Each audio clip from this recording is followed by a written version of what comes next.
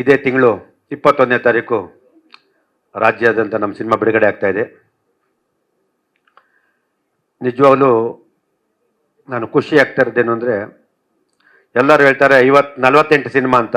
48 cinema ಕನ್ನಡದಲ್ಲಿ, ತೆಲುಗು ಮತ್ತು ತಮಿಳು ಮತ್ತು ಮಲಯಾಳಿ ಸರ್ 50 ಆಯಿತು. ಆದರೆ 16 ಸಿನಿಮಾ ಪ್ಲಸ್ ಮಿಸ್ ಆಗೋಯ್ತು ನನಗೆ, 15 ಸಿನಿಮಾ ತಿರ್ಗಾ. ಯಾಕೆಂದರೆ ನನ್ನ ಆರಾಧ್ಯ ದೇವ, ನನ್ನ ಗುರುಗಳು ಇಲ್ಲ, ಇದ್ದರೆ ವರ್ಷಕ್ಕೊಂದು ಸಿನಿಮಾ, 15 ಸಿನಿಮಾ ಆದರೆ 65 ಸಿನಿಮಾ ಆಗಿರೋದು ನಂದು. ಯಾಕೆಂದರೆ ಪ್ರತಿಯೊಂದು ವರ್ಷಕ್ಕೊಂದು ಸಿನಿಮಾ ನನಗೆ ನಮ್ಮ ಅಣ್ಣ ವಿಷ್ಣು ಸರ್ ಸಿನಿಮಾ ಮಾಡೋಕ್ಕೆ ಪರ್ಮಿಷನ್ ಕೊಟ್ಬಿಟ್ಟಿದ್ರು. ಅಂದರೆ ಅವ್ರ ಹತ್ರ ಇಂದ ಕಲ್ತು ತುಂಬ ಇದೆ. ನಾನು ನಿಜವಾಗ್ಲೂ ಅವ್ರು ಹೇಳೋರು ಹೊರಟ ಉಂಬ ಅಂತ, ಸತ್ಯ. ಅಂದರೆ ಅವರು ತಿದ್ದು ಇವತ್ತು ಈ ಶೀಲೆನ ಬೆಳೆಸಿದ್ದು, ಇವತ್ತು ಈ ಮಟ್ಟಕ್ಕಾಗಿದ್ದೀನಿ. ದಿನ ಒಂದು ಸತಿ ನೆನೆಸ್ಕೊಳ್ತಲ್ಲ, ಅವ್ರು ಹೇಳೋಕ್ಕಾಗಲ್ಲ. ಮಿಸ್ ಮಾಡ್ಕೊಡೋದು ಮಿಸ್ ಬಾಸ್ ಅಷ್ಟೇ.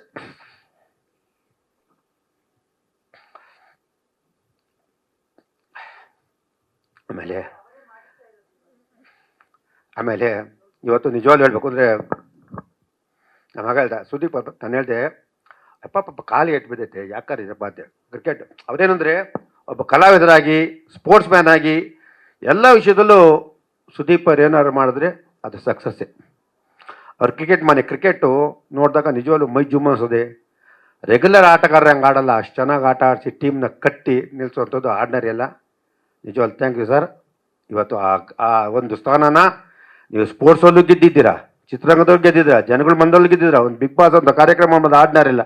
ಆ ಥರ ಒಂದು ಕಾರ್ಯಕ್ರಮ ಮಾಡಿ ಎಲ್ಲ ಸಕಲವನ್ನು ಮಾಡಿ ಜಯಿಸಬಲ್ಲ ಅಂತ ಒಬ್ಬ ಶಕ್ತಿ ಇರೋದು ಸುದೀಪ್ ಅವರು.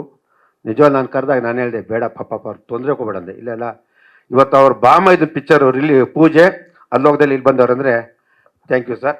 ನಿಜವಾಗ್ಲೂ ನಾನು ಆಭಾರಿಯಾಗಿರ್ತೀನಿ.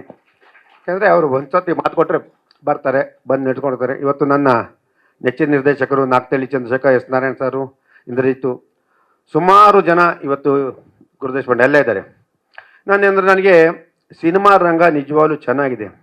ನಾವೆಲ್ಲ ಸ್ವಲ್ಪ ತಪ್ತಾ ಇದ್ದೀವಿ. ಅಂದರೆ ಫಸ್ಟು 100-120 ಸಿನಿಮಾ ಬರ್ತಾಯಿತ್ತು, ಗೆಲ್ತಾ ಇದ್ದವು.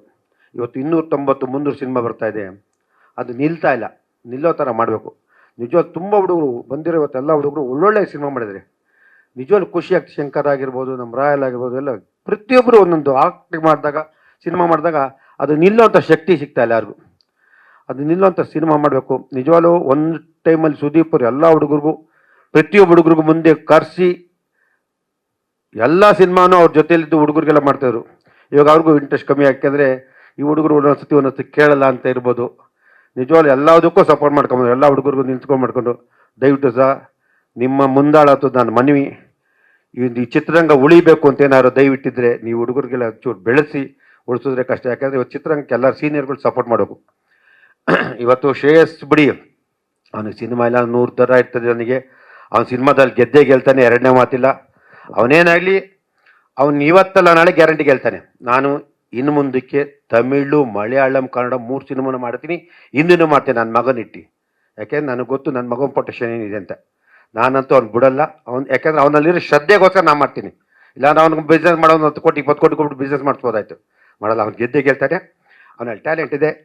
ಇವತ್ತು ಕಾರ್ಯಕ್ರಮಕ್ಕೆ ತಾವೆಲ್ಲ ಬಂದು ನನಗೆ ನಮ್ಮ ಮಗನಿಗೆ ಆಶೀರ್ವಾದ ಮಾಡಿದ್ರೆ, ನಾನು ಬಿಡಿ, ನಾನು 50 ಸಿನಿಮಾ ಆಟೋಮೆಟಿಕ್ ಮಾಡ್ಕೊಂಡು ಹೋಗ್ತಾ ಇರ್ತೀನಿ. ಬರೀ ಫೋನಲ್ಲೇ ಸಿನಿಮಾ ಮಾಡ್ತೀನಿ, ಫೋನಲ್ಲಿ ರಿಲೀಸ್ ಮಾಡ್ತಾ ಆ ಕೆಪಾಸಿಟಿ ನನಗಿದೆ. ಅದು ಎರಡನೇ ಮಾತಿಲ್ಲ. ಇವತ್ತು ನೀವೆಲ್ಲ ಬಂದು ಪ್ರೋತ್ಸಾಹಿಸಿದ್ರ, ನಾನು ನಿಜವಾಗ್ಲೂ ಥ್ಯಾಂಕ್ಸು ನಮ್ಮ ಹುಚ್ಚ ಸುದೀಪ್ ಅವ್ರಿಗೆ. ಇವತ್ತು ಕಿಚ್ಚ ಸುದೀಪ್ ಅವರು, ಯಾಕೆ ಹುಚ್ಚ ಸುದೀಪ್ ಅವರು ಅಂದರೆ, ಈ ಸಿನಿಮಾ ನೋಡಿದಾಗ ಹುಚ್ಚ ಫೀಲಿಂಗ್ ಮತ್ತು ಸಿನಿಮಾ, ಆ ಸಿನಿಮಾದಲ್ಲಿ ಆ ಹುಚ್ಚದಲ್ಲಿ ನೋಡಿದಾಗ ಫಸ್ಟ್ ನಾವೇ ರೈಟ್ಸ್ ತಂದು ಮಾಡಕ್ಕೆ ಹೋದಾಗ ಉಸಿರೇ ಆ ವಾರ್ಡ್ಗಳು ಫೀಲಿಂಗ್ ಬಂತು. ಅದಕ್ಕೆ ಇವತ್ತು ಆ ಥರ ಯಶಸ್ವಿಯಾಗಲಿ, ಹುಚ್ಚ ಥರ ಯಶಸ್ವಿಯಾಗಲಿ ಅಂತ ನಾನು ಅದನ್ನು ಕೇಳ್ಕೊಂಡೆ, ಬೇರೆ ಇಲ್ಲ.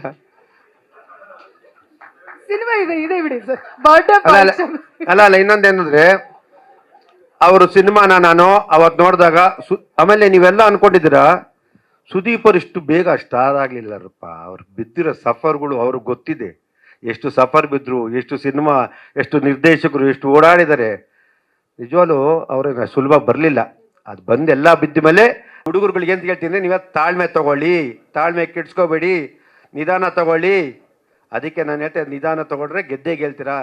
ಅವ್ರು ಅಷ್ಟು ಬೇಗ ಬರಲಿಲ್ಲ ಇವತ್ತು. ಅದಕ್ಕೆ ಅವ್ರಿಗೆ ಎಲ್ಲ ಕಡೆ ಸಕ್ಸಸ್ ಸಿಗ್ತೈತೆ. ತಾಳ್ಮೆ ಅಂತಿದ್ರೆ ನೀವು ಹುಡುಗರಿಗೆ ಪಾಪ ನಿಮಗೆಲ್ಲ ನೋವಾಗೋದು ಗೊತ್ತು. ಒಳ್ಳೊಳ್ಳೆ ಸಿನಿಮಾ ಮಾಡ್ತಿದ್ರ ಗೆಲ್ತಾ ಇಲ್ಲ ಅಂತ. ಆದರೂ ದಯವಿಟ್ಟು ಸಿನಿಮಾ ನಿಧಾನಕ್ಕೆ ತಾಳ್ಮೆಯಿಂದ ಯೋಚನೆ ಮಾಡಿ ಸಿನಿಮಾ ಮಾಡಿ, ಗೆದ್ದೇ ಗೆಲ್ಲುತ್ತೆ, ಒಳ್ಳೆಯದಾಗಲಿ ಅಂತ ಹೇಳೋಕ್ಕೆ ಹೇಳ್ತಾ, ನೆಕ್ಸ್ಟ್ ನಮ್ಮ ನಿರ್ಮಾಪಕರುಗಳಿದ್ದಾರೆ, ದಯವಿಟ್ಟು ನೀವೆಲ್ಲ ಕೋಟಿಗಟ್ಟಲೆ ಲ್ಯಾಂಡಲ್ಲಿ ಇಟ್ಟಿದ್ದು ತಂದು ಸಿನಿಮಾಗಳ್ಗಾಕಿ. ಸಿನಿಮಾ ಇಂಡಸ್ಟ್ರಿ ಚೆನ್ನಾಗಿದೆ, ಬರೀ ಲಾಭ ನೋಡೋದಲ್ಲ, ಅಷ್ಟೊಂದು ನೋಡ್ತಾ ಇರಿ. ಎಲ್ಲ 500,000 ಕೋಟಿಗಳು ದುಡ್ಡು ಮಾಡಿಕೊಂಡು ನೀವೆಲ್ಲ ಬರೀ ಲ್ಯಾಂಡಲ್ಲಿ ಇರ್ಬೇಕು, ದಯವಿಟ್ಟು ಬನ್ನಿ ಅಂತ ನಾನು ನಿಮ್ಮ ಮನವಿ ಮಾಡ್ತಾಯಿದ್ದೀನಿ. ಎಲ್ಲರಿಗೂ ಒಳ್ಳೆಯದಾಗಲಿ. Thank you.